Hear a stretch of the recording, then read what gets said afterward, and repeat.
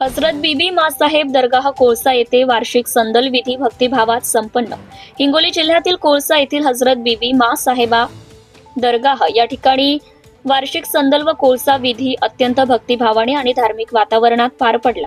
यावेळी पूर्ण कोळशावर पारंपरिक फेरी काढण्यात आली असून भाविकांनी मोठ्या श्रद्धेने या फेरीत सहभाग नोंदवला।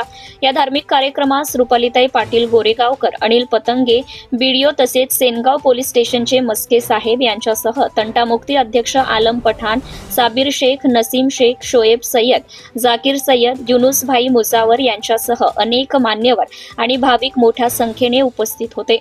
संदल व कोळसा विधीनंतर रात्री आयोजित करण्यात आलेल्या भक्तिमय सुफी कव्वाली कार्यक्रमामुळे संपूर्ण परिसर आध्यात्मिक वातावरणाने भारावून गेला।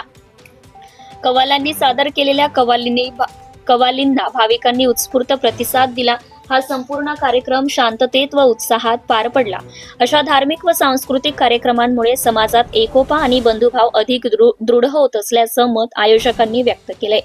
हिंगोली जिल्हा प्रतिनिधी प्रदीप वाघ, आजेगावकर, धुमाकूळ, महाराष्ट्र न्यूज नेटवर्क। आपल्या परिसरातील ताज्या आणि महत्त्वाच्या बातम्या पाहण्यासाठी आजच आपल्या धुमाकूळ महाराष्ट्र न्यूजला YouTube वर सबस्क्राइब करा आणि बेल आयकॉन प्रेस करा।